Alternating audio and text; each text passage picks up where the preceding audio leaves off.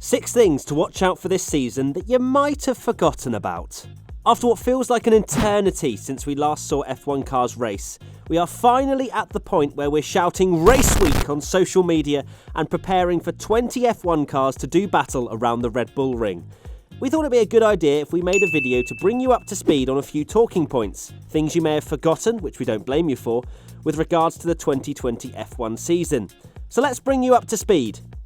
And me. I've definitely forgotten 1 or 2 things as well. Mercedes dual-axis steering. It seems a while ago that we were all losing our minds about DAS, an innovation that Mercedes revealed during testing. Going down the straights, Lewis Hamilton was spotted pulling his steering wheel towards him, causing the front wheels to go from a toe-out position to a more neutral one. The theory behind it is that although toe-out on the front wheel helps in the corners, it has a slight negative effect in a straight line with regards to aerodynamics and tyre wear. DAS has already been banned for 2021 and is difficult for other teams to copy, so the question that remains to be seen is just how much of an advantage is it going to be? Will they have it on the car at all? We'll have to wait and find out.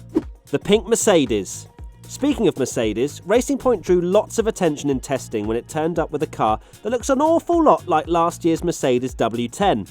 Reminds me of a, can I copy your homework? Yeah, just change it up a bit so it doesn't look obvious you copied. And, well, everybody noticed. It turns out that the team essentially tried to copy Mercedes' aerodynamic concept, in a completely legal way it has to be said, because if it works so well for one team, why can't it work well for another? Teams trying to copy the design of rivals hasn't always gone particularly well in the past, but the RP20 showed impressive signs in testing.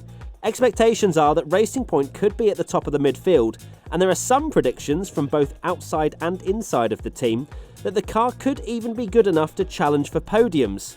Could the top 3 teams about to become a top 4? Am I getting carried away with myself? Probably wishful thinking, but watch this space. Free rein on helmet designs.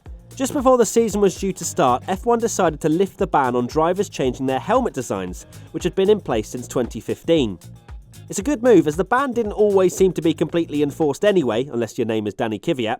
And with the halo largely obscuring the drivers' helmets these days anyway, using them to identify who's who is kind of a thing of the past.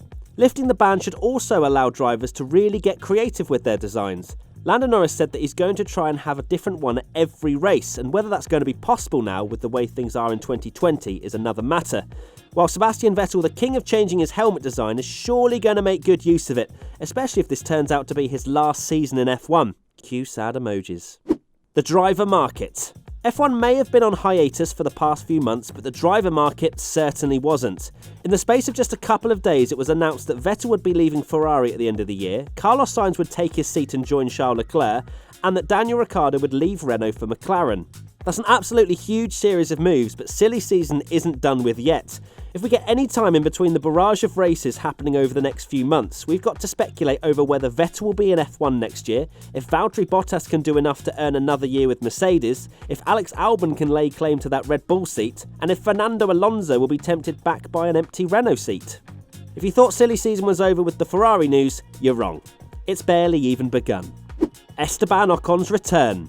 After a year on the sidelines, Ocon is back, and that's probably worth hyping up. The 23-year-old is still very highly rated, but he could hardly be in for a tougher test on his return because of who he's facing on the other side of the garage.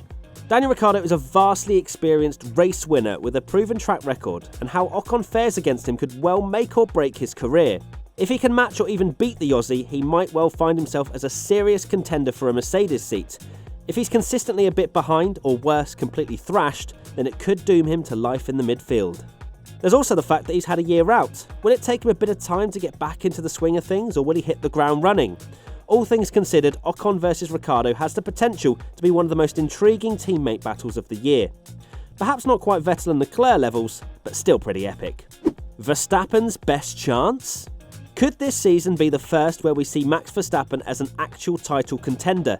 Not only did the RB16 look pretty handy in testing, but the revised calendar seems to fall more in Red Bull's favour than if it was a full race calendar. The team is traditionally quick in Austria, where conversely Mercedes has struggled, with the Hungaroring also a strong circuit for Red Bull.